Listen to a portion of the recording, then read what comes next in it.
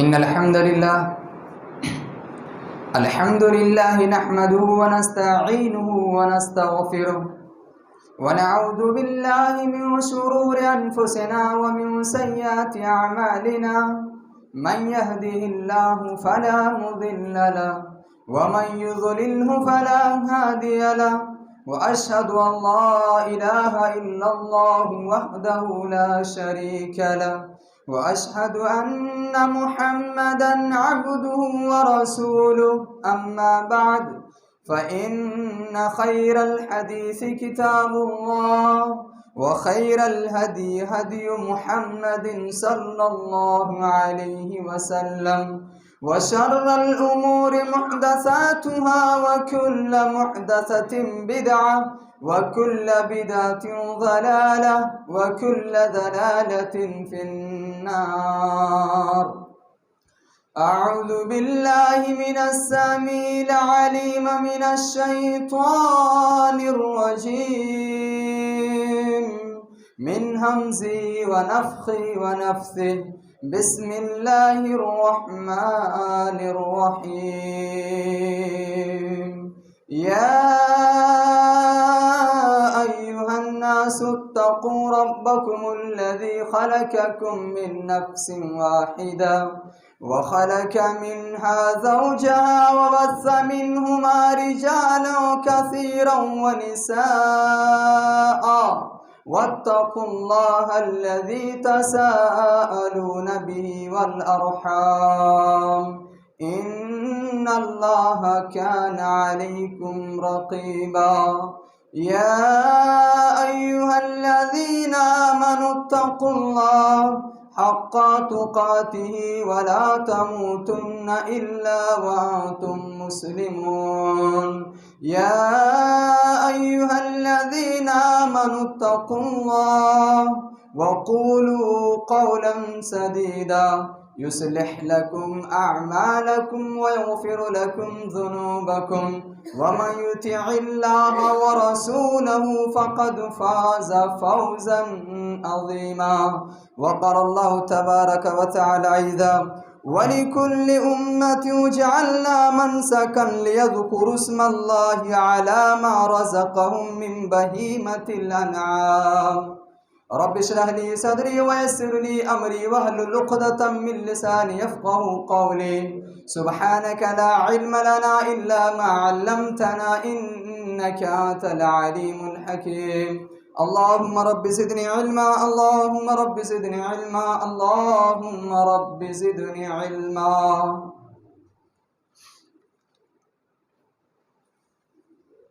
حاضرین جمعہ، برادران اسلام، نوجوانان دین، عزیز بچوں، پردہ نشین اسلامی مائیں اور بہنیں، ہر قسم کی بڑائی و بزرگی لائق و سزاوار ہے اس وحدہ لا شریک خالق کائنات مالک ارض و سما کے لیے،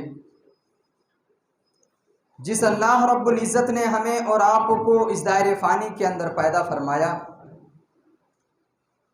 اور پیدا فرمانے کے بعد ہمیں اور آپ کو یوں ہی در در کی ٹھوکریں کھانے کے لیے نہیں چھوڑ دیا، ہمیں اور آپ کو بے راہ روی کا شکار ہونے کے لیے نہیں چھوڑ دیا، بلکہ اللہ رب العالمین نے ہمارے اور آپ کے اوپر بڑا احسان کیا، ہمیں عقل سلیم عطا کیا، اور پھر ہماری رشد و ہدایت کے لیے سیدھے راہ پر گامزن کرنے کے لیے بہت سے انبیاء علیہ الصلوۃ والتسلیم کو اس دائرے فانی کے اندر مبعوث کیا، بھیجا۔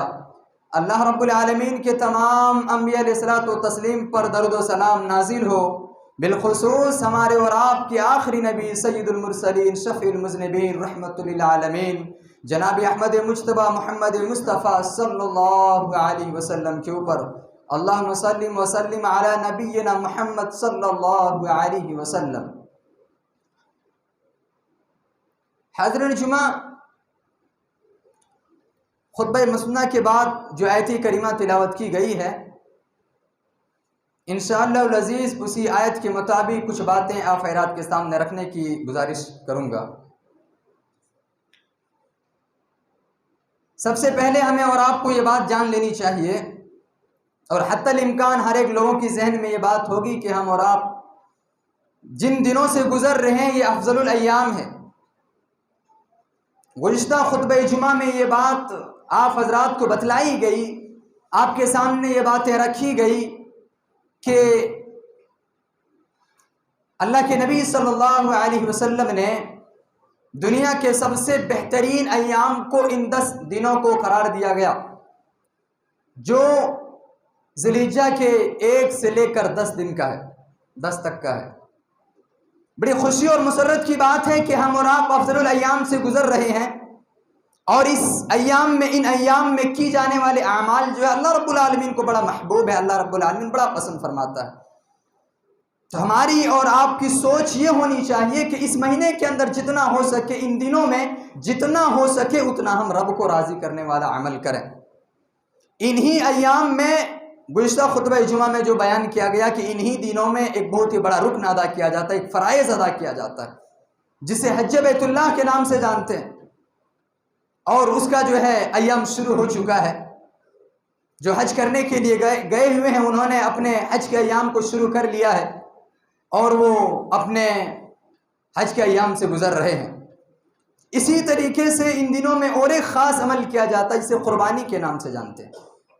انہی دنوں میں، انہی 10 دنوں میں اور ایک عمل آتا ہے جسے قربانی کے نام سے جانا جاتا ہے، جس کا ذکر اللہ رب العالمین نے سورۃ الحج آیت نمبر 34 کے اندر بیان فرمایا ہے کہ یہ قربانی جو ہم اور آپ کرتے ہیں، یہ قربانی جو ہے ہر ایک امت میں رہا ہے۔ اللہ رب العالمین نے فرمایا وَلِكُلِّ أُمَّةٍ جَعَلْنَا مَنْسَكًا لِيَذْكُرُوا اسْمَ اللَّهِ عَلَى مَا رَزَقَهُم مِّن بَهِيمَةِ الْأَنْعَامِ، کہ یہ قربانی اللہ رب العالمین کا تقرب حاصل کرنے کا یہ ذریعہ ہر ایک امت میں رہا ہے کہ وہ اللہ رب العالمین کا نام لے کر بہیمۃ الانعام کو اللہ رب العالمین کے نام پہ ذبح کیا کرتے تھے۔ اللہ رب العالمین کی راہ میں ذبح کی جانے والی یہ عبادت یہ ہر ایک امت میں رہی ہے، اور قربانی کا شروعات اسی وقت سے ہو جاتا ہے جب حضرت آدم علیہ السلام کے 2 بیٹے حابیل اور قابیل کے درمیان میں ہوئی تھی۔ قربانی کا جو ہمیں ثبوت وہیں سے ملتا ہے۔ حضرت آدم علیہ السلام کی زندگی سے ہمیں اور آپ کو قربانی کا ثبوت ملتا ہے کہ حضرت آدم علیہ السلام کے 2 بیٹے حابیل اور قابیل نے اللہ رب العالمین کے بارگاہ میں قربانی پیش کیا۔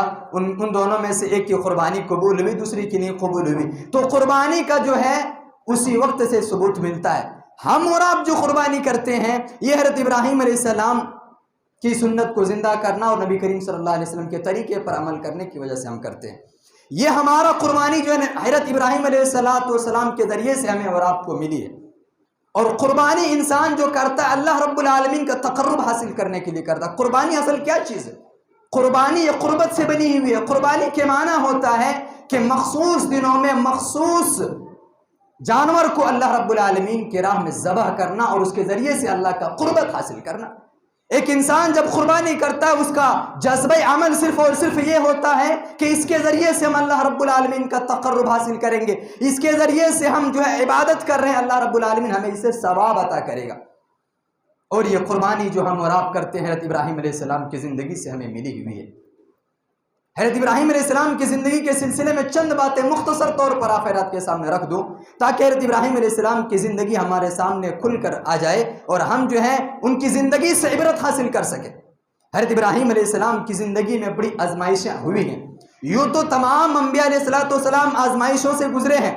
اللہ رب العالمین کا یہ قانون رہا کہ اللہ رب العالمین نے اپنے تمام انبیاء علیہ السلام کو آزمائشوں اور پریشانیوں سے دوچار کیا، ان کا امتحان لیا، لیکن ان میں حضرت ابراہیم علیہ السلام گنے چنے ہیں کہ اتنا سخت اللہ رب العالمین نے کسی اور سے امتحان اور آزمائش نہیں لی جتنا سخت اللہ رب العالمین حضرت ابراہیم علیہ السلام سے امتحان لیا۔ حضرت ابراہیم علیہ السلام کی زندگی کی شروعات ہوتی ہے، پیدا ہوتے ہیں ایک بت پرست کے گھر میں۔ حضرت ابراہیم علیہ السلام کی پیدائش ایک بت پرست کے گھر میں ہوتا ہے۔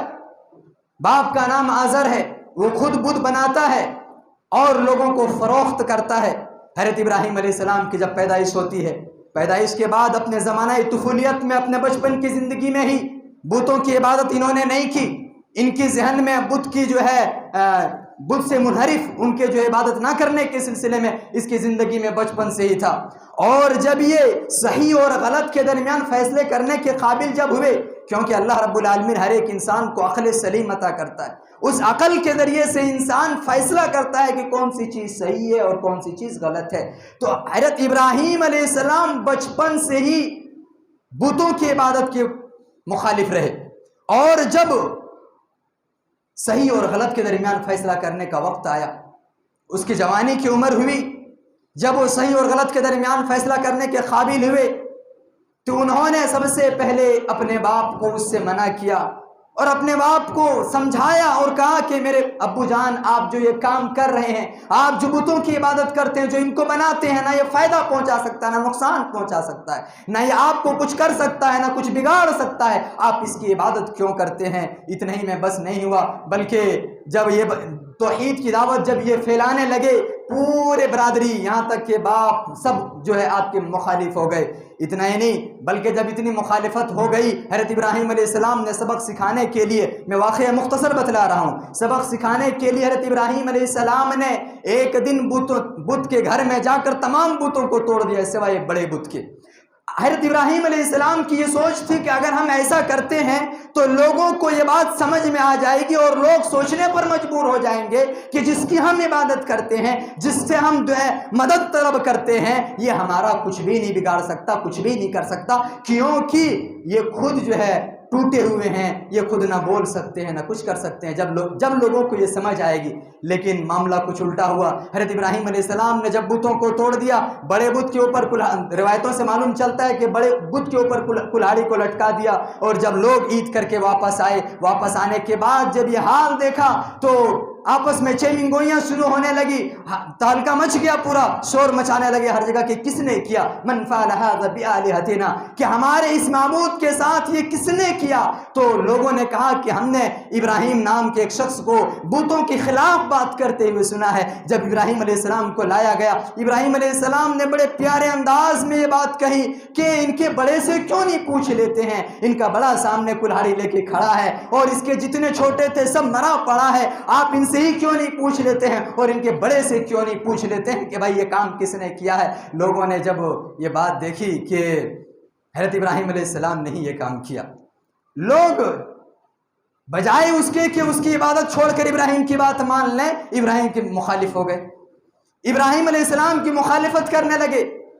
اور اتنا ہی نہیں بلکہ وقت کا نمرود بادشاہ، اس کے دربار میں حضرت ابراہیم علیہ السلام کو پیش کیا گیا، اور وہاں بھی حضرت ابراہیم علیہ السلام کے اوپر آزمائشیں آئی اور امتحان سے دوچار ہونا پڑا۔ نمرود نے جب حضرت ابراہیم علیہ السلام کو کہا کہ جس کو تم رب کہتے ہو وہ کیا کر سکتا ہے؟ تم ہم لوگوں کو رب نہیں کہتے ہو، تو تمہارا جو رب ہے وہ کیا کر سکتا ہے؟ ابراہیم علیہ السلام نے کہا کہ میرا رب وہ ہے جو مارتا ہے اور جلاتا ہے۔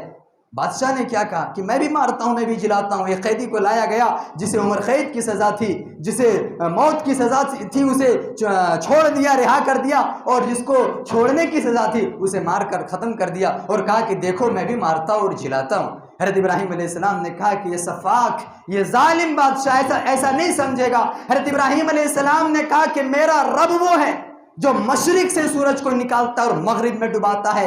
اگر تم رب ہو اور رب ہونے کا دعویٰ کرتے ہو تو تم مغرب سے سورج نکال کر مشرق میں ڈبا دو۔ حضرت ابراہیم علیہ السلام کی یہ بات سن کر تمام لوگ دنگ رہ گئے۔ حضرت ابراہیم علیہ السلام کی یہ بات سن کر خود نمرود دنگ ہو گیا، اس کے پاس کوئی باتیں نہیں رہی، کوئی دعوے نہیں رہے۔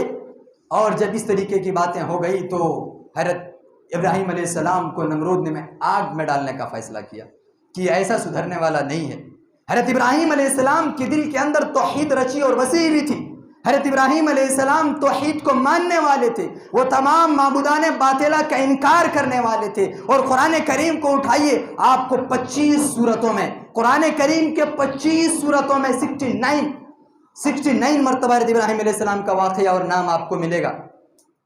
اللہ رب العالمین نے اتنا تذکرہ کیا حضرت ابراہیم علیہ السلام کا، اور اتنا ہی نہیں بلکہ ایک سورت کا نام ہی سورہ ابراہیم ہے، ایک سورت کا نام ہی سورہ ابراہیم اللہ رب العالمین نے قرآن کریم میں رکھ دیا ہے۔ قرآن کریم میں جا بجا اللہ رب العالمین نے ابراہیم علیہ السلام کے ثبات قدمی کا اظہار کیا ہے، اور ابراہیم علیہ السلام کو اللہ رب العالمین نے قرآن کریم میں خلیل کہا ہے کہ ابراہیم علیہ السلام اللہ رب العالمین کا خلیل، اللہ رب العالمین کا دوست ہے۔ حضرت ابراہیم علیہ السلام کو جب نمرود نے آگ میں ڈالنے کا فیصلہ کیا، آگ جلایا گیا، منجنیق سے حضرت ابراہیم علیہ السلام کو آگ میں ڈالنے کی کوشش کی گئی، تو اللہ رب العالمین نے آگ کو ٹھنڈا ہونے کے لیے کہہ دیا۔ حضرت ابراہیم علیہ السلام کے اوپر آگ کو اللہ رب العالمین نے ٹھنڈا کر دیا۔ ذرا غور کیجئے کہ یہ کتنی بڑی آزمائش تھی حضرت ابراہیم علیہ السلام کے لیے، کہ جلتی ہوئی اور دہتی ہوئی آگ میں آپ کو ڈالا جا رہا ہے۔ اور اگر آپ تاریخ کا مطالعہ کریں گے تو آپ کو معلوم چلے گا کہ وہ آگ کی لپٹ اتنا سخت تھا، وہ آگ اتنی تیز دہکتی تھی کہ اوپر میں اگر کوئی پرندہ اڑنا چاہے تو نہیں اڑ سکتا ہے، وہ جو ہے آگ میں گر جائے گا، اتنی اونچی اس کی جو ہے لہک تھی، دہک تھی۔ اس آگ میں جب حضرت ابراہیم علیہ السلام کو ڈال دیا تو حضرت ابراہیم علیہ السلام کو کچھ بھی نہیں ہوا۔ اللہ رب العالمین نے آگ کو کہا کہ بردن سلاما، تم سلامتی والی آگ بن جاؤ، حضرت ابراہیم علیہ السلام کے لیے گلزار بن جاؤ۔ کچھ بھی نہیں ہوتا ہے۔ اتنا ہی نہیں، اتنی آزمائش سے گزرے، اس کے بعد آپ کو اپنے آبائی وطن بھی چھوڑنا پڑا۔ آپ اپنا آبائی وطن چھوڑ کر چلے جاتے ہیں، اور چھوڑ کر چلے جانے کے بعد آپ کا مسئلہ آتا ہے کہ آپ لگ بھگ 80 سال سے اوپر ہو چکے ہیں، آپ کے بچے نہیں ہیں، 80 سال سے اوپر، 80 پلس ہو چکے ہیں، 80 پلس ہو چکے ہیں، آپ کے کوئی بچے نہیں ہیں۔ آپ کو فکر لائق ہو گئی کہ میرا خاندان کیسے چلے گا، یہ دین کے ماننے والے جو ہماری بات نہیں مانتے، اگر ہماری اولاد ہوتے تو ہماری اولاد جو ہماری باتیں مانتے۔ اللہ رب العالمین نے بہت ہی بڑھاپے کی عمر میں 80 سال کے بعد ایک اولاد سے سرفراز فرمایا، جسے ہم اور آپ حضرت اسماعیل علیہ السلام کے نام سے جانتے ہیں۔ حضرت ابراہیم علیہ السلام کو جب یہ اولاد حضرت اسماعیل علیہ السلام ملا، بڑھاپے کے عالم میں اللہ رب العالمین ایک اولاد دیتا ہے، اس اولاد کے ذریعے سے بھی اللہ رب العالمین نے 2 امتحان لیے۔ سب سے پہلا امتحان اللہ رب العالمین نے اس اولاد کے سلسلے میں یہ لیا کہ بچہ ہے، ابھی دودھ پینے کی عمر ہے ان کی، اللہ رب العالمین یہ حکم نازل کرتا ہے، حضرت ابراہیم علیہ السلام کو یہ حکم دیتا ہے اور کہتا ہے کہ اپنے بچوں کو بے آب و گاہ میدان میں چھوڑ دیں، ایک وادی غیر ذی زرع، جہاں پر کچھ بھی بسنے والا نہ ہو، وہاں پر چھوڑ کر آ جائیں۔ اور اسے مراد مکہ کی وہ سرزمین ہے جہاں پر ابھی خانہ کعبہ تعمیر ہے۔ اللہ رب العالمین کے حکم سے حضرت ابراہیم علیہ السلام، حضرت حاجرہ علیہ السلام، حضرت اسماعیل علیہ السلام کو لے کر چلے جاتے ہیں۔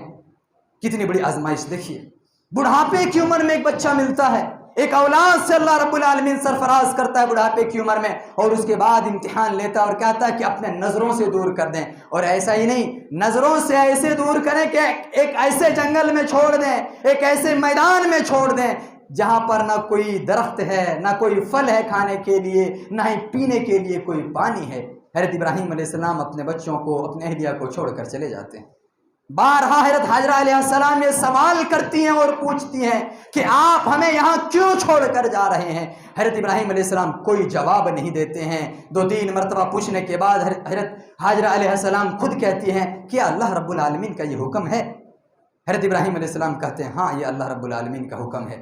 تو حضرت حاجرہ علیہ السلام کہتی ہیں کہ پھر اللہ ہمیں ضائع نہیں کرے گا، اللہ ہمیں برباد نہیں کرے گا۔ اور دیکھیے جب وہاں پر حضرت حاجرہ علیہ السلام اور حضرت اسماعیل علیہ السلام وہاں پر قیام ہو گئے، پینے کے جو پانی تھے ختم ہو گئے، کھانے کی جو کھجوریں تھیں ختم ہو گئے، حضرت حاجرہ علیہ السلام کی چھاتیاں خشک ہو گئیں، چھاتیوں سے دودھ نہیں نکلنے لگا، بچے بھوک و پیاس کی وجہ سے تڑپ رہے ہیں۔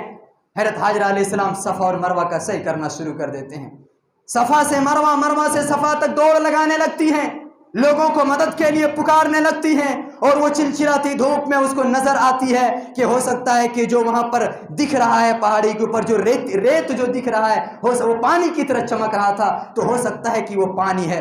وہ دوڑتی ہیں یہاں وہاں، صفا مروہ کی 7 چکر لگاتی ہیں۔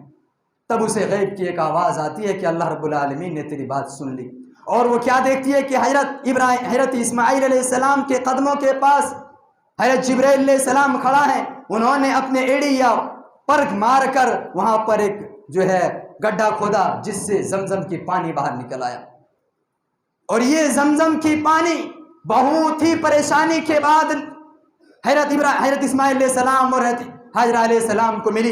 حضرت حاجرہ علیہ السلام دوڑتے رہے، صفا مروہ کا 7 مرتبہ جب انہوں نے صحیح کر دیا، حضرت اسماعیل علیہ السلام پیاس اور بھوک کی وجہ سے جب اپنا ایڑیاں رگڑ رہے تھے تو اللہ رب العالمین نے وہ چشمہ وہاں سے نکالا، اور اس کے ذریعے سے وہ دونوں سیراب ہوئے۔ یہ ایک آزمائش ہو گئی۔ حضرت ابراہیم علیہ السلام کی دوسری آزمائش آتی ہے. دوسری آزمائش حضرت ابراہیم علیہ السلام کی آتی ہے کہ حضرت ابراہیم علیہ السلام کے بچہ جب وہ حضرت اسماعیل علیہ السلام جب جوانی کی عمر میں پہنچتا ہے، جب اپنے باپ کے ساتھ کچھ کام کرنے کا عمر پہنچتا ہے، جیسا کہ اللہ رب العالمین نے قرآن کریم کے اندر ذکر فرمایا، وقال انی ذاہب الی ربی سیہدین ربی ہب لی من الصالحین فبشرناہ بغلام حلیم فلما بلغ معه السعی قال یا بنی انی ارا فی المنام انی اذبحک فانظر ماذا ترى قال یا ابت افعل ما تؤمر ستجدنی ان شاء اللہ من الصابرین. کہ اللہ رب العالمین نے جب بڑھاپے کے عالم میں اولاد دیا، اولاد دینے کے بعد یہ امتحان اور آزمائش لیا کہ اسے وہاں پر وادی غیر ذی زرع وہاں پر چھوڑنے کے لیے کہا، تو حضرت ابراہیم علیہ السلام اس امتحان میں کامیاب ہو گئے. اب دوسرا امتحان اللہ رب العالمین حضرت ابراہیم علیہ السلام سے لیتا ہے، اور وہ یہ لیتا ہے کہ فلما بلغ معه السعی قال یا بنی انی ارا فی المنام انی اذبحک فانظر ماذا ترى. حضرت ابراہیم علیہ السلام حضرت اسماعیل علیہ السلام سے کہتے ہیں کہ میرے بیٹا، کہ میں نے یہ خواب میں دیکھا ہے کہ میں تجھے اللہ رب العالمین کی راہ میں ذبح کر رہا ہوں، تم اپنی رائے سوچ کر مجھے بتاؤ، کیا تم اللہ رب العالمین کی راہ میں قربان ہونے کے لیے تیار ہو؟ فرما بردار بیٹا حضرت اسماعیل علیہ السلام اپنے باپ کو کیا کہتے ہیں؟ یا ابت افعل ما تؤمر ستجدنی ان شاء اللہ من الصابرین. حضرت اسماعیل علیہ السلام اپنے باپ سے کہتے ہیں کہ میرے ابا جان، آپ وہ کام کر گزریے، آپ کو اللہ نے جو حکم دیا ہے، اللہ نے جو آپ کو کرنے کا آرڈر دیا ہے، آپ وہ کام کر گزریے. اور رہی بات میری، ستجدونی انشاءاللہ من الصابرین، اور اگر اللہ نے چاہا تو آپ مجھے صبر کرنے والوں میں سے پائیں گے. میں صابر و شاکر ہو کر میں آپ کی بات ماننے کے لیے تیار ہوں. آپ مجھے اللہ رب العالمین کی راہ میں قربان کر دیجیے. قربان جائیے حضرت ابراہیم علیہ السلام کی اس آزمائش پر اور حضرت اسماعیل علیہ السلام کی ثبات قدمی پر کہ حضرت اسماعیل علیہ السلام کیا کہتے ہیں کہ آپ کو اللہ جو حکم دیتا ہے آپ کریے. یہ آزمائش کتنی بڑی آزمائش تھی. چشم فلک نے آج تک ایسی آزمائش نہیں دیکھی تھی کہ کوئی باپ اپنے بیٹے کو اللہ کے راہ میں ذبح کر رہا ہے.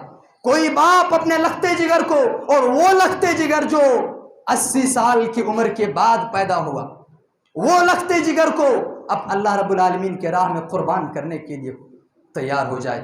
لیکن اللہ رب العالمین کو یہ منظور نہیں تھا کہ ان کے بیٹے کو قربانی کیا جائے. پھر اللہ رب العالمین نے ایک مینڈے کو بھیجا جو حضرت ابراہیم علیہ السلام کی جگہ پر قربانی کی گئی، اور اللہ رب العالمین نے اسی قربانی کو تعبیر کیا وَفَدَيْنَاهُ بِذَبْحٍ عَظِيمٍ، بِذَبْحٍ عظیم سے تعبیر کیا کہ اس کے بدلے اللہ رب العالمین نے ایک عظیم قربانی دی، اور یہ قربانی جو ہے تا قیامت تک کی جاتی رہے گی.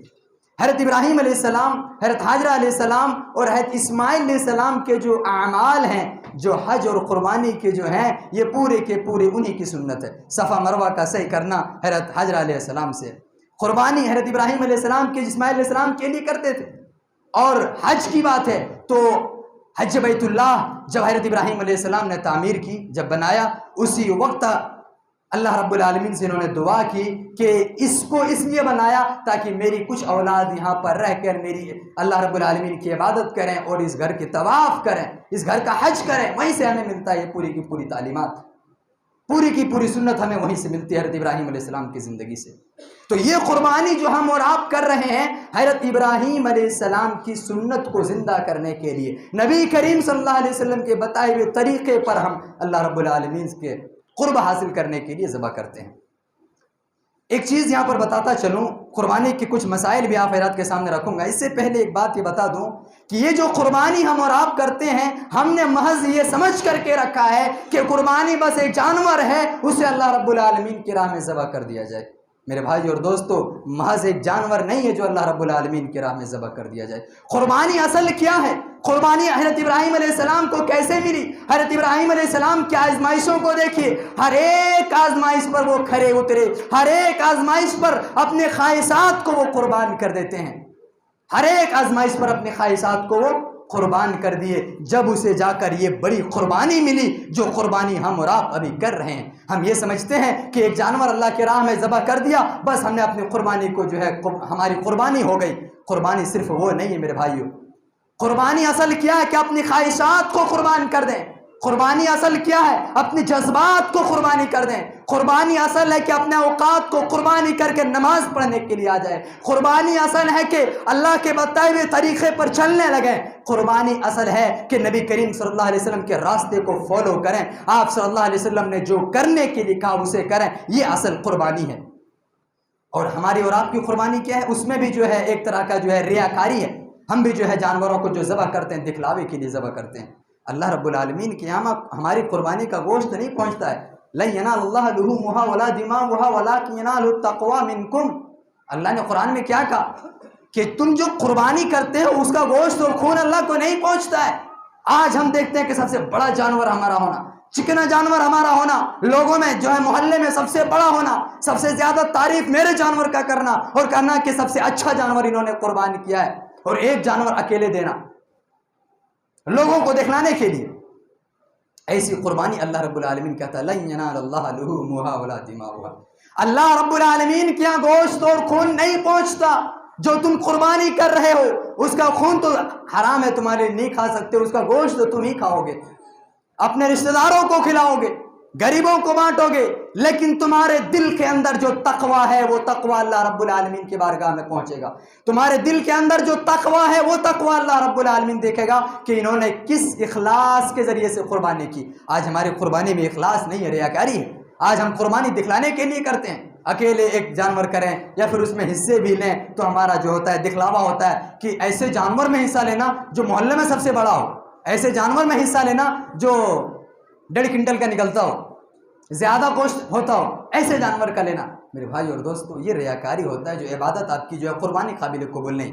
اب رہی بات قربانی کے سلسلے میں, بہیمۃ الانعام, جیسا کہ سورۃ الحج کی آیت ہے کہ بہیمۃ الانعام سے قربانی کرنا ہے. بہیمۃ الانعام میں 4 جانور آتے ہیں اور نر مادہ ملا کے 8 جانور ہوتے ہیں, جیسا کہ سورۃ الانعام میں اس کی پوری وضاحت ہے. 4 جو جانور ہیں, ایک اونٹ ہے, گائے ہے, بکرا ہے اور بھیڑ ہے. یہ 4 قسم کے جانور نر مادہ ملا کے 8 ہوتے ہیں. یہ قربانی کے لیے بہیمۃ الانعام ہے. اس کی قربانی جو ہمارے لیے جائز ہے, کرنا اسی میں کرنا. اس کے بعد جو دوسری بات آتی ہے, وہ دوسری بات یہ آتی ہے کہ ہم جو قربانی کریں گے اس میں عمر کیا ہونا. اس کے سلسلے میں صحیح مسلم کی روایت ہے کہ لا تذبحوا الا مسنہ, کہ تم ذبح نہ کرو جانور کو مگر وہ سنیہ ہو, دانتا ہوا ہو, 2 دانت کا ہو. عمر کے حساب سے اگر دیکھا جائے تو بکری جو ہے 1 سال کا, گائے 2 سال کا اور اونٹ 5 سال کا. اونٹ 5 سال کا ہوتا ہے تو وہ 2 دانت کا ہو جاتا ہے, سنیہ ہو جاتا ہے.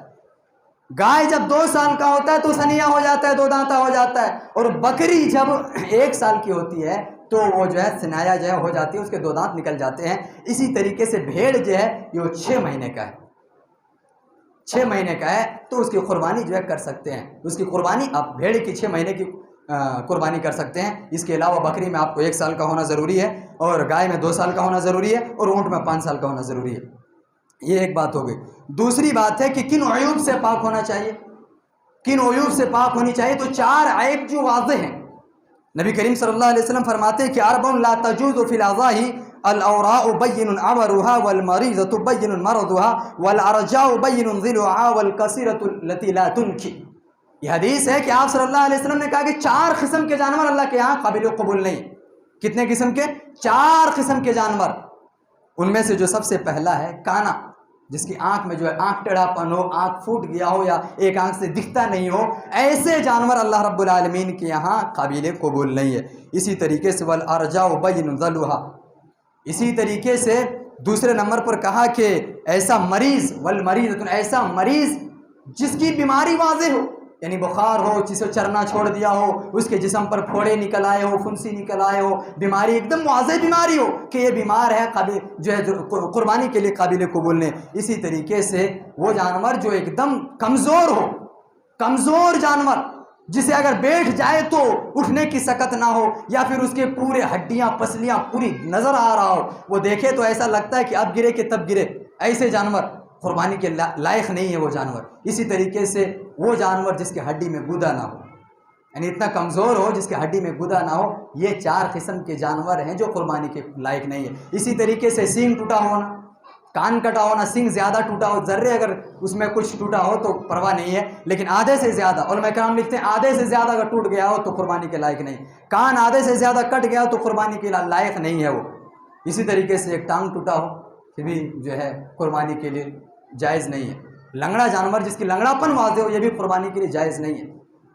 تو یہ قربانی کے جانور میں عیوب ہو گئے کہ یہ قربانی کے لیے جائز نہیں ہے۔ اسی طریقے سے قربانی کے سلسلے میں ایک چیز ہے جو یہ ہے کہ قربانی کن کو کرنا اور کن کو نہیں کرنا، یہ ہمارے جو ہے سامنے بڑا یہ اہم مسئلہ ہے، لوگوں کے لیے بڑا اہم مسئلہ ہے کہ قربانی کن کے اوپر ہے اور کن کے اوپر نہیں۔ سب سے پہلی بات اس میں یاد رکھ لیجئے کہ قربانی سنت مؤکدہ ہے، واجب فرض نہیں ہے، سنت مؤکدہ ہے، سنت مؤکدہ جسے آپ صلی اللہ علیہ وسلم نے اپنی زندگی میں ہمیشہ کی، اپنے زندگی میں ہمیشہ کی۔ آپ صلی اللہ علیہ وسلم نے تاکیدی حکم فرمایا کہ قربانی کرو۔ نبی کریم صلی اللہ علیہ وسلم فرماتے ہیں من وجد سعة لأن يضحي فلم يضحي فلا يحضر مصلانا۔ مسند حاکم کی روایت ہے، آپ صلی اللہ علیہ وسلم کہتے ہیں جو انسان قربانی کرنے کا طاقت رکھتا ہو اور اگر وہ انسان قربانی نہ کرے تو وہ میرے عیدگاہ کے قریب نہ آئے۔ مصلی یعنی جہاں نماز پڑھی جا رہی عیدگاہ کی، عید کی نماز جہاں پڑھی جا رہی وہاں پر نہ آئے۔ اگر کسی انسان کے اندر استطاعت ہے، ذرا غور سے سن لیجیے، اگر آپ کے اندر استطاعت ہے آپ قربانی نہیں کرتے، آپ صلی اللہ علیہ وسلم نے کہا کہ وہ انسان ہمارے مصلی ہمارے عیدگاہ آنے کا جو ہے حق نہیں رکھتا، وہ انسان ہمارے عیدگاہ نہیں آئے۔ اب جو انسان طاقت نہیں رکھتا ہے وہ انسان کے لیے کوئی پرواہ نہیں، لیکن طاقت رکھنے کے باوجود، استطاعت رکھنے کے باوجود نہیں کرتا ہے قربانی تو اس کے لیے بڑی وعید آئی ہوئی ہے۔ میں یہ نہیں کہتا ہوں کہ فرض ہے، لیکن طاقت آپ کے پاس ہے اور اگر آپ قربانی نہیں کرتے ہیں تو گنہگار ہوتے ہیں، اور نبی صلی اللہ علیہ وسلم کے اس زجر و توبیخ کے آپ مصداق ہوتے ہیں، یہ ڈانٹ کے آپ حقدار ہوتے ہیں۔ اب رہی بات طاقت کی، کسی کے پاس طاقت ہے قربانی کر رہا، طاقت ہے تو ایک جانور کو اپنے اکیلے کر سکتے ہیں یا پھر ایک بکرے کو اپنے اکیلے کر سکتے ہیں، جیسا کہ نبی کریم صلی اللہ علیہ وسلم کی روایت ہے کہ حضرت ابو ایوب انصاری رضی اللہ تعالیٰ عنہ کہتے ہیں کہ کان الرجل یضحی بالشاة عنہ وعن اہل بیتہ۔ حضرت ابو ایوب انصاری کہتے ہیں، ترمذی کی روایت ہے کہ نبی کریم صلی اللہ علیہ وسلم کے زمانے میں ایک بکری ایک گھر والوں کی طرف سے کافی ہوتا تھا، ہم لوگ ایک بکری کو ایک گھر والوں کی طرف سے کرتے تھے، تو اگر کوئی انسان ایک بکری ذبح کرتا ہے، ایک بکرا ذبح کرتا ہے تو وہ ایک گھر والوں کے لیے کافی ہوتا ہے۔ نام تو اس میں ایک کا لیا جائے گا کیونکہ بکرے میں شراکت نہیں ہے، بکرے میں ایک کا نام لیا جائے گا، لیکن اس کے تمام اہل و عیال اس کے ثواب میں شریک ہوں گے، تمام اہل و عیال کو، بیوی بچوں کو ثواب ملے گا۔ ہمارے یہاں ایک غلط فہمی ہے کہ نام میرے نام سے ہو رہا ہے تو ثواب صرف میرے کچھ ملنا، میری اہلیہ میرے بچے ان کو ثواب نہیں ملتا، یہ غلط فہمی ہے۔ آپ صلی اللہ علیہ وسلم کی حدیث ہے کہ ایک جانور جو ہے ہم اپنے طرف سے اپنے اہل و عیال کی طرف سے کیا کرتے تھے، سب کو اس میں ثواب ملتا تھا۔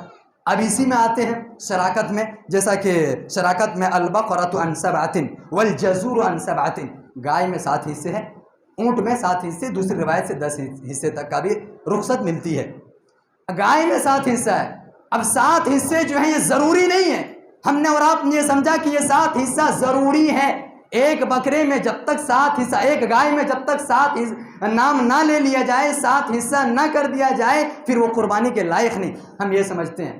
نہیں میرے بھائی ایسی بات نہیں ہے، رخصت ہے، ایک گائے میں 7 لوگ شریک ہو سکتے ہیں، رخصت ہے۔ اگر کوئی انسان ایک اکیلا کرنا چاہے تو کر سکتا ہے، کوئی حرج نہیں، اگر 2 آدمی مل کے کرنا چاہے تو کر سکتا ہے، کوئی پرواہ نہیں۔ 7 لوگوں کا نام لینا ضروری نہیں ہے۔ اگر آپ 2 کے ذریعے سے کر رہے ہیں 2 کا نام لیجئے، آپ 3 لوگوں کے ذریعے سے کر رہے ہیں 3 کا نام لیجئے، اور صرف 3 کا نام لے کر ختم۔ اب یہاں پر اور ایک غلط فہمی یہ ہے کہ اگر ہم نے 3 کا نام لیا تو صرف 3 کو ثواب ملے گا، ہم نے 2 کا نام لیا 2 کو ملے گا، ہم نے 7 کا نام لیا 7 کو ثواب ملے گا، ہماری یہ سوچ ہے۔ نہیں ایسی بات نہیں، 7 حصے جو اس میں ہوتے ہیں 7 الگ الگ لوگ لیتے ہیں، یہ نہیں کہ ایک فیملی کے ساتھ میں مان لیجئے کہ میرے 4 بچے ہیں اور ایک میں اور ایک جو ہے میری اہلیہ، کل ملا جلا کے 6-7 ہو گئے، ان 6-7 کا نام لینا، ایسا نہیں ہے۔ حصے جو ہوتے ہیں 7 لوگ لیتے ہیں، الگ الگ فیملی کے لوگ لیتے ہیں، 7 الگ الگ فیملی کے لوگ لیتے ہیں، تو ثواب بھی 7 لوگوں کو ان کی فیملیوں کو بھی ملے گا، یہ نہیں کہ جنہوں نے نام خالی لیا اپنا ان کو ملے گا، ایسا نہیں۔ جو نام لے رہا ہے 7 میں سے جو ایک حصہ وہ لے رہا ہے، اس حصے کے ذریعے سے اس کو ثواب ملے گا، اس کے اہل و عیال کو بھی ثواب ملے گا اسی حصے سے۔ باتیں سمجھ میں آ رہی ہے؟ بالکل واضح ہے، بالکل واضح بات ہے کہ 7 حصے اگر آپ لے رہے ہیں تو صرف 7 کو ثواب نہیں ملے گا، ان کے جو اہل و عیال ہیں 7 کے اہل و عیال کو ثواب ملے گا۔ یہ ایک بات ہو گئی۔ اور ایک بات ہے ہمارے یہاں بڑے زور و شور سے پائی جاتی ہے کہ استطاعت رکھنا، اگر کوئی انسان رکھتا ہے تو ایک جانور اکیلے کرنا ہی کرنا، ورنہ پھر اس کی قربانی قبول نہیں ہوتی۔ یہ ہمارے یہاں ایک رواج اور ایک ہماری سوچ پائی جاتی ہے، ایسی کوئی بات نہیں۔ آپ کے پاس استطاعت ہے تو قربانی ضروری ہے، آپ قربانی کریں، نہیں کرے تو نبی کی ڈانٹ آپ کو ملے گی، نہیں کرے تو نبی نے کہا کہ میرے مصلے سے الگ ہو جائے وہ، لیکن یہ نہیں کہا کہ آپ ایک جانور اکیلے کریں اگر استطاعت ہے تو۔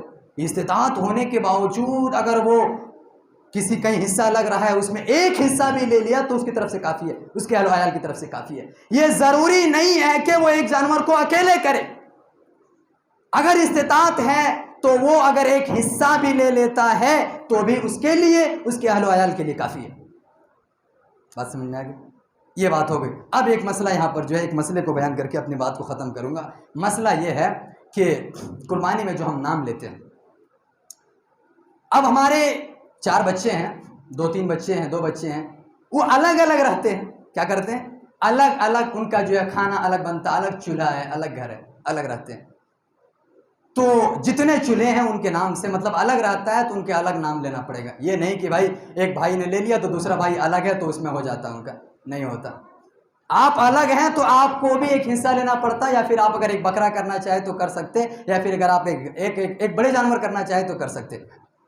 اس میں اور ایک بات یہ ہے کہ مان لو میرے 2 بیٹے ہیں، کسی انسان کے 2 بیٹے ہیں، باپ جو ہے ٹھیک ہے، اور دونوں کے پاس کھاتا ہے۔ باپ کیا کرتے ہیں؟ دونوں کے پاس 10 دن کر کے باری لگی ہوئی کھاتے ہیں۔ اب اگر کوئی بیٹا اپنے نام پر ذبح کر لے، یہ بیٹا بھی اپنے نام پر ذبح کر لے، وہ بیٹا بھی اپنے نام پر ذبح کر لے، تو کیا اس کا ثواب باپ کو ملے گا یا نہیں؟ یا پھر باپ کو بھی نام لینا، باپ کا بھی ایک حصہ کرنا ضروری ہے اس میں؟ سوال یہ ہے کہ کیا باپ کا بھی نام لیں گے یا پھر بغیر باپ کے نام لیے ہوئے باپ کو ثواب مل جاتا، یا پھر کیسے کریں گے اس مسئلے میں؟ تو یہ مسئلہ بڑا کنفیوژن والا مسئلہ ہے ہمارے جو ہے درمیان، بڑی ایک شکوک و شبہات والا مسئلہ ہے، لیکن کوئی شک والا مسئلہ نہیں ہے۔ اس میں جو ہے میں نے علماء کرام سے رابطہ کیا تو معلوم چلا، اور میں نے خود اس سلسلے میں تحقیق کی تو معلوم یہ چلا کہ اگر 2 بیٹے ہیں اور باپ الگ الگ کھانا کھاتا ہے دونوں کے پاس، اور باپ اگر استطاعت ہے اور کماتا ہے، اس کی بزنس ہے، کاروبار ہے، کماتا ہے، تو باپ کے لیے ضرور، بیٹے کے لیے جیسے ضروری ہے کہ وہ قربانی کرے، باپ کے لیے بھی ضروری ہے کہ وہ بھی شراکت کرے، کسی حصے میں لے یا تو پھر ایک ذبح کرے، کیسا بھی کرے لیکن قربانی کرے، ٹھیک ہے، قربانی کرے۔ اگر باپ کماتا ہے تو گرچہ اپنے بیٹوں کے پاس کھاتا ہے لیکن کماتا ہے، بزنس ہے، پیسے کماتا ہے وہ، تو جس طریقے سے بیٹوں کے لیے ضروری ہے کہ وہ ذبح کر رہا ہے، باپ کو بھی ذبح کرنا ہوگا، باپ کو بھی چاہیے کہ وہ جانور کو ذبح کرے۔ یہ بات ہو گئی۔ اب اگر باپ نہیں کماتا ہے، مان لو میرے باپ نہیں کما رہے ہیں، ہم 2 بھائیاں ہیں، تو ہم نے اگر قربانی کر لیا، باپ کا نام نہیں لیا، تو کیا باپ کو ثواب ملے گا یا نہیں؟ ہاں ملے گا، کوئی حرج نہیں ہے۔ ہم جو بھی عمل کرتے ہیں، ہمارے عمل میں سے ایک حصہ ہمارے باپ کو ملتا ہے، چاہے ہم نماز پڑھیں، روزہ رکھیں، دعائیں کریں، کچھ بھی کریں، ہمارا ثواب کا ایک حصہ ہمارے باپ کو، ہمارے والدین کو ملتا ہے، کیونکہ اسی کی تربیت کی وجہ سے ہم یہ قابل ہوئے۔ ہم آج کما رہے ہیں، ہمارا ابا نہیں کما رہا، لیکن ہماری پیسے سے ان کو بھی جو ہم خرچ کریں گے ان کو بھی ثواب ملے گا۔ تو اگر کوئی انسان نام لینا چاہے تو لے سکتا ہے، اگر باپ نہیں کماتا ہے تو، کہ اگر مان لو اب باپ نے ہمیں راستہ دکھایا، ہم لاکھوں کروڑوں کما رہے ہیں، اب باپ آج نہیں کما رہا ہے، میرے والد اگر آج نہیں کما رہے ہیں، تو ہمارا حق بنتا ہے کہ ہم جو قربانی کر رہے ہیں اس میں ایک باپ کا بھی نام رکھیں۔ لیکن اگر کوئی اولاد نہیں رکھتا ہے تو کوئی پرواہ نہیں، لیکن اگر باپ کماتا ہے، والد اگر کما رہے ہیں، تو اس کو بھی ضروری بنتا ہے کہ وہ اپنا ایک نام رکھیں۔ باتیں بالکل واضح ہو گئیں۔ اور قربانی کے جو یہ مسئلے ہمارے درمیان بڑے پیش آتے تھے، وہ تمام کے تمام مسئلے ہو گئے۔ ایک تو مسئلہ یہ تھا، دوسرا مسئلہ 7 حصے کا تھا، تو 7 حصہ ضروری نہیں ہے۔ آج بھی مجھے فون آتا ہے اور یہ سوال ہم سے کیے جاتے ہیں کہ 7 حصہ ضروری ہے مولوی صاحب؟ ضروری نہیں ہے، اجازت ہے 7 حصے کا۔ مان لو میں غریب، آپ غریب، آپ غریب، آپ غریب، ہمارے پاس 30 35 40 ہزار نہیں ہے کہ ایک پاڑے خرید سکتے ہیں، 4000 2000 4000 ملا کے ایک 7 لوگ مل کے ایک 25,000 کا پاڑے خریدے، رخصت ہے ہمارے لیے۔ ضروری نہیں ہے کہ ہم 7 کا کرنا ہی کرنا، یہ رخصت ہے کہ جو غریباں ہیں وہ بھی جو ہے اللہ رب العالمین کے تقرب حاصل کرنے کے لیے قربانی اللہ رب العالمین کی بارگاہ میں پیش کر سکے۔ اب رہی بات ہم نے ایک جانور خرید لیا، اب جانور خرید لیے تو اس میں 7 نامہ ہونا ضروری، یہ بھی ضروری نہیں ہے۔ آپ ایک نام سے کر سکتے ہیں، آپ 2 نام سے کر سکتے ہیں، آپ 3 نام سے کر سکتے ہیں، کوئی حرج نہیں اس میں۔ اور جتنے کے نام سے کریں گے گوشت اسی حساب سے آپ کھائیے، اور گوشت کو جو ہے تقسیم بھی کیجئے، گوشت کو جو ہے آپ ذخیرہ بھی کر سکتے ہیں۔ احادیث سے معلوم ہوتا ہے کہ آپ جو ہے اس کو رکھ بھی سکتے ہیں، کھا بھی سکتے ہیں، دوسروں کو کھلا بھی سکتے ہیں۔ اور ہمارا جو ہے ہر ایک انسان جو ہے قربانی کرتا ہے، ہمیں اور آپ کو چاہیے کہ جو انسان نہیں قربانی کرتا، جو استطاعت نہیں رکھتا ہے، ہم اس کی طرف فوکس کریں اور اپنے گوشت کو دینے کی کوشش کریں۔ اس کی وجہ سے جو ہے ہماری آپسی محبت بڑھے گی، ہمارے درمیان جو بھائی چارگی ہے وہ قائم رہے گی۔ تو ایسا ہمارے اور آپ کو کرنا ضروری ہے۔ اور قربانی کا اولین مقصد ہم یہ نہ سمجھیں کہ گوشت کھانا ہے، ہم نے صرف یہی سمجھا کہ قربانی کا اولین مقصد ہے گوشت کھانا، قربانی کر لینا، گوشت اچھے سے کھانا، یہ مقصد نہیں ہے میرے بھائیو۔ قربانی جو ہمیں سال میں اللہ نے ایک بار جو ہمارے لیے خوشی کا دن دیا، اس کے ذریعے سے ہمیں بہت ساری چیزوں سے اللہ رب العالمین نے آگاہ کیا۔ حضرت ابراہیم علیہ السلام کی سیرت کیوں بیان کی جاتی ہے؟ حضرت ابراہیم علیہ السلام کی سیرت ہر قربانی میں بیان کی جاتی ہے۔ کوئی ایسا قربانی نہ ہو یا پھر عید کی نماز نہ ہو جس میں ابراہیم علیہ السلام کی سیرت کو نہ بیان کی جاتی ہو۔ حضرت ابراہیم علیہ السلام کی سیرت کیوں بیان کی جاتی ہے؟ اس واسطے کہ دیکھیے زندگی میں پریشانیاں آتی، آزمائشیں آتی، ان تمام پریشانیوں میں تمہیں کھڑے اترنا ہے، ان آزمائشوں میں تمہیں کھڑے اترنا ہے، اپنے خواہشات کو قربان کرنا ہے اللہ رب العالمین کی خاطر۔ اللہ جو کہتا ہے اسے کرنا ہے، اسے قربان کرنا ہے اپنے خواہشات کو، یہ چیز ہے۔ آج ہم سے بہت ساری چیز ہم سے تقاضا کرتا ہے کہ وقت کی قربانی کر کے نماز پڑھیں، ہم نہیں کرتے ہیں۔ پیسے کی قربانی کر کے صدقہ و خیرات نکالیں، نہیں کرتے ہیں۔ پیسے کی قربانی کر کے ایک دوسروں کی مدد کریں، نہیں کرتے ہیں۔ اپنے وقت کی قربانی کر کے اپنے رشتہ داروں کے ساتھ میل محبت سے پیش آئیں، نہیں کرتے ہیں۔ اپنے ایٹیٹیوڈز کو بازو رکھ کر اپنے رشتہ داروں سے ملنسار مل جل کر رہیں، نہیں کرتے ہیں۔ تو پھر ہم جو ایک قربانی کر لیتے ہیں، کیا اللہ رب العالمین قبول کرے گا؟ سوچئے، قابل غور باتیں ہیں۔ یہ وقت زیادہ ہو رہا ہے، باتیں اس میں بہت ساری ہیں، لیکن اتنا آج کے لیے ہمارے لیے سمجھنے کے لیے کافی ہے۔ ابراہیم علیہ السلام کی سیرت بیان ہو گئی، اس کے ذریعے سے ہمیں جو موٹی موٹی چیزیں معلوم چلی وہ یہ چلی کہ جو ہے ہم سے اللہ رب العالمین بہت قربانیاں مانگتا ہے، صرف ایک قربانی نہیں۔ حضرت ابراہیم علیہ السلام سے اللہ نے بہت سی قربانی لی، جب یہ جو ہے ذبیحہ فدیناہ بذبح عظیم اللہ رب العالمین نے دیا، ویسے ہی اللہ رب العالمین یہ دن ہمیں دکھا کر، یہ دن ہمیں نصیب کر کے ہم سے بہت ساری چیزوں کی قربانیاں مانگتا ہے، اور وہ قربانی ہمارے لیے ضروری ہے کہ جیسے یہ قربانی کر رہے ہیں وہ بھی قربانی ہم کریں۔ دوسری چیز اس میں اس کے جو مسائل تھے کہ قربانی کس طریقے سے کیا جائے، کیسا کیا جائے، کن لوگوں کے لیے ہے، کن لوگوں کے لیے نہیں ہے، وہ الحمدللہ پوری واضح ہو چکی ہے۔ آخر میں اللہ رب العالمین سے دعا ہے، بار الہ ہم تمام لوگوں کو ان باتوں کو صحیح طور پر سمجھنے کی توفیق عطا فرما۔ مولا کریم ہم تمام لوگوں کو نبی کریم صلی اللہ علیہ وسلم کے بتائے ہوئے طریقے پر چلنے کی توفیق عطا فرما۔ یا الہ العالمین ہم تمام لوگوں کو خلوص و للہیت کے ساتھ قربانی کرنے کی توفیق عطا فرما۔ یا الہ العالمین ہم تمام لوگوں کو زیادہ سے زیادہ نیک عمل کرنے کی توفیق عطا فرما۔ یا الہ العالمین ہم تمام لوگوں کو زیادہ سے زیادہ توبہ استغفار کرنے کی توفیق عطا فرما۔ مولا کریم ہم تمام لوگوں کو ایک دوسروں کی مدد کرتے رہنے کی توفیق عطا فرما۔ یا الہ العالمین ہم خطا کار ہیں، گنہگار ہیں، مولا کریم تو ہمارے گناہوں کو بخش دے۔ یا الہ العالمین ہم میں جو بیمار ہے تم کو شفائے کاملہ عاجلہ عطا فرما۔ یا الہ العالمین جو ہم میں قرض دار ہیں ان کے قرض کی ادائیگی کے لیے کوئی راستہ، کوئی سبیل عطا فرما۔ یا الہ العالمین جب تک تم اس دار فانی کے اندر زندہ رکھ، ایمان و اسلام پر زندہ رہنے کی توفیق عطا فرما۔ یا الہ العالمین جب ہمارا خاتمہ ہو ایمان پر خاتمہ ہونے کی توفیق عطا فرما۔ آمین یا رب العالمین۔ وآخر دعوانا الحمدللہ رب العالمین۔